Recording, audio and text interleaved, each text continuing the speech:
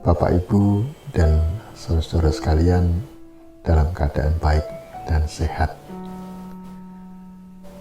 Apabila Anda masih mendengar suara saya dan masih melihat pada saya, itu artinya Anda masih hidup. Itu artinya Tuhan masih menganugerahkan kehidupan dan kesempatan ini kepada Anda dan saya. Itu artinya Anda punya pekerjaan yang masih harus dilakukan. Itu artinya Anda masih punya pergumulan. Itu artinya Anda masih punya kesempatan untuk menikmati sesuatu. Itu artinya Anda masih punya pengharapan.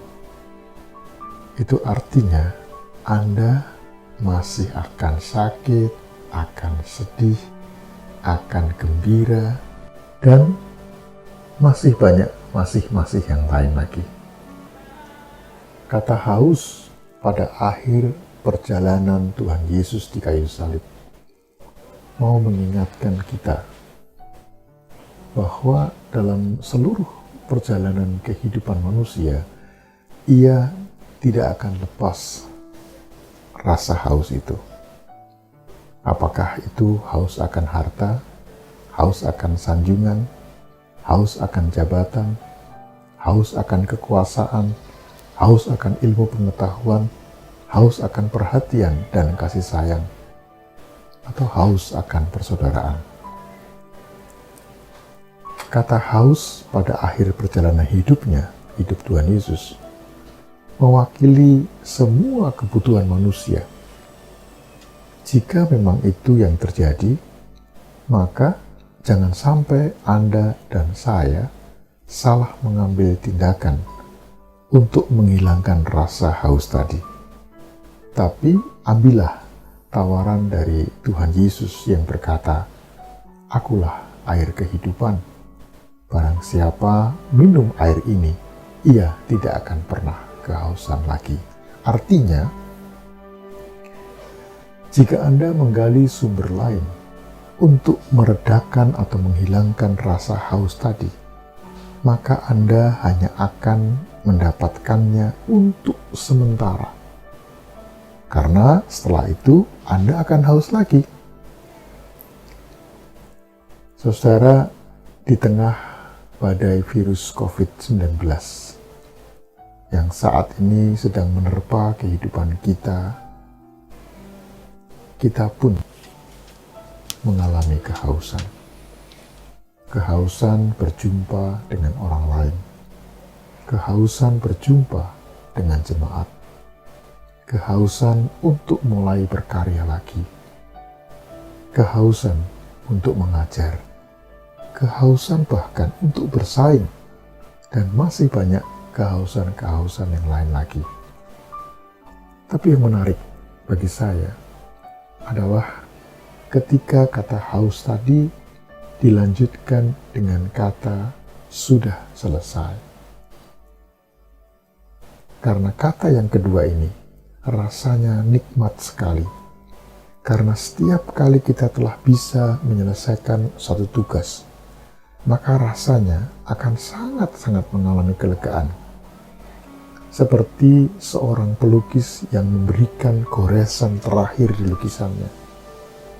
Dan ia pun merasa sangat puas. Akhirnya selesai. Selama kita hidup atau diberi kehidupan oleh Tuhan di dunia ini, janganlah pernah lepas dari rasa haus. Jika itu yang terjadi, maka Anda akan bosan.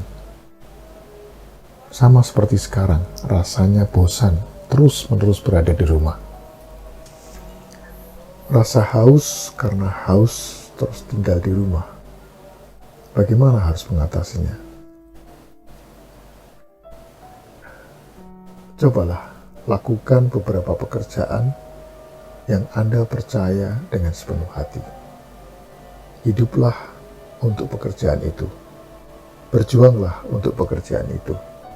dan Anda akan menemukan kebahagiaan yang Anda pikir tidak akan pernah menjadi milik Anda. Itulah yang dilakukan oleh Tuhan Yesus, hingga Ia mengatakan kata selesai dengan penuh kelegaan, karena Ia percaya dengan sepenuh hati dan memilih satu pekerjaan dari Tuhan. Yesus hidup untuk pekerjaan itu. Ia berjuang untuk pekerjaan itu, dan pada akhirnya Ia pun menemukan kebahagiaan. Teruslah berjalan, berlari, bergerak, apapun risikonya, sampai kita mencapai tujuan mulia. Kita harus terus berlari, berlomba bersama sang waktu. Hidup adalah perjalanan, maka kita harus terus bergerak. Sesekali memang perlu istirahat, butuh tidur, butuh refreshing, butuh santai, demi untuk mengembalikan energi untuk bergerak lagi melanjutkan perjalanan. Sebab manusia tanpa karya adalah manusia yang sia-sia. Manusia tanpa warisan adalah manusia yang tak berguna. Tanpa meninggalkan sesuatu, jadi nggak berguna. Tuhan memberi kita otak untuk berkarya dan meninggalkan warisan. Jemaat Tuhan, dalam perjalanan ada saja kerikil tajam yang membuat jalan kita terseok dan mungkin keseleo. Tapi itulah perjalanan. Perjalanan hidup selalu ada yang membuat kita terseok dan bahkan kadang sampai kita terjatuh. Tapi bukan berarti kita berhenti untuk maju, untuk mencapai tujuan Tuhan. Era industri 4.0 atau era disrupsi tidak bisa kita hindari. Kita tidak mungkin mundur lagi. Bahkan mundur pun tidak mungkin karena akan tertabrak oleh yang lain.